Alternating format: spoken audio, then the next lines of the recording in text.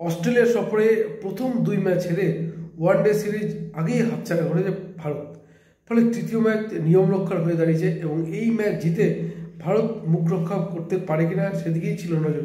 কিন্তু সেই ম্যাচেই কিন্তু জ্বলে উঠলেন ভারতীয় ক্রিকেটের 2 স্তম্ভ বিরাট কোহলি এবং রোহিত শর্মা, যাদের নিয়ে গত কিছুদিন থেকে প্রবল চর্চা চলছে। তার কারণ আমরা জানি 2023 ক্রিকেট বিশ্বকাপে ভারত যে রানার্স হয়েছিল তার কারিগর ছিলেন কিন্তু এই 2 স্তম্ভ এবং অধিনায়ক ছিলেন রোহিত শর্মা। ফলে এবারে অস্ট্রেলিয়া সফরের আগেই আচমকাই রোহিত শর্মাকে অধিনায়ক পদ থেকে সরিয়ে দেওয়া হয়, পরিবর্তে অধিনায়ক করা হয় শুভমান গিলকে। এবং ঠিক সেখানে সেই বিতর্ক কিন্তু চলছিল যে 2027 বিশ্বকাপকে মাথায় রেখেই বিসিসিআই দল তৈরি করছে। এবার রোহিত শর্মা এবং বিরাট কোহলিকে তাদের ফর্ম দেখিয়ে দলের টিকে থাকতে হবে।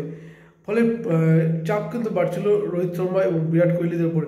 এবং প্রথম ম্যাচে 2 খেলোয়াড়ই কিন্তু রীতিমতো ব্যর্থ হয়েছিলেন এবং দ্বিতীয় ম্যাচে রোহিত শর্মা রান পেলেও বিরাট কোহলি কিন্তু রান পাননি, তিনি কিন্তু 0 রান করেন। ফলে তাদের ভবিষ্যতের প্রশ্ন উঠছিল, কিন্তু অবশেষে তৃতীয় ম্যাচে কিন্তু রান পেলেন দুজনেই এবং ভারতকে এই অস্ট্রেলিয়ার বিরুদ্ধে দুর্দান্ত জয় এনে দিলেন। এবং এদিনের ম্যাচে অস্ট্রেলিয়া প্রথমে ব্যাট করতে নেমে 46 ওভার 4 বলে মাত্র 236 রান করে অল আউট হয়ে যায়।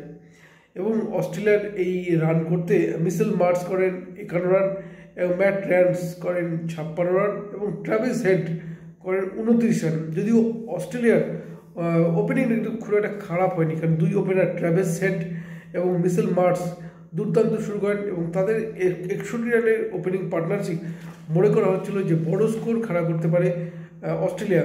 এরপর দ্বিতীয় উইকেট পতন হয় 88 রানে, এরপর 124 রানে তৃতীয় এবং 183 রানে চতুর্থ উইকেট পতন হয় এবং সেইখানেই যে ধাক্কাটা খায় তারপরেই অস্ট্রেলিয়া পরপর উইকেট হারা থাকে এবং শেষ পর্যন্ত 236 রানে অল আউট হয়ে যায়। এবং ভারতীয় বোলারদের মধ্যে যদি আমরা বলি, ভারতীয় বোলারদের মধ্যে কিন্তু দুর্দান্ত বল করেন প্রসিদ্ধ কৃষ্ণা কিন্তু 1 উইকেট নিয়েছেন 51 রানে, কিন্তু নিশীথ কুমার রানা তিনি কিন্তু 39 রান দিয়ে পান 4টি উইকেট এবং মোহাম্মদ সিরাজ 24 রান দিয়ে 1টি, কুলদীপ যাদব তিনিও কিন্তু 50 রান দিয়ে পান 1টি, অক্ষর প্যাটেল 18 রান দিয়ে পান 1টি এবং ওয়াশিংটন সুন্দর নেন 44 রান দিয়ে 2টো। ফলে ভারতের সামনে লক্ষ্য দাঁড়ায় 237-এ। এরপরেই জ্বলে ওঠেন 2 ওপেনার বিরাট কোহলি এবং রোহিত শর্মা এবং শুভমান গিল শুরু করেন দুজনে এবং 69 রানে ভারতের প্রথম উইকেট পতন হয়, আউট হন শুভমান গিল।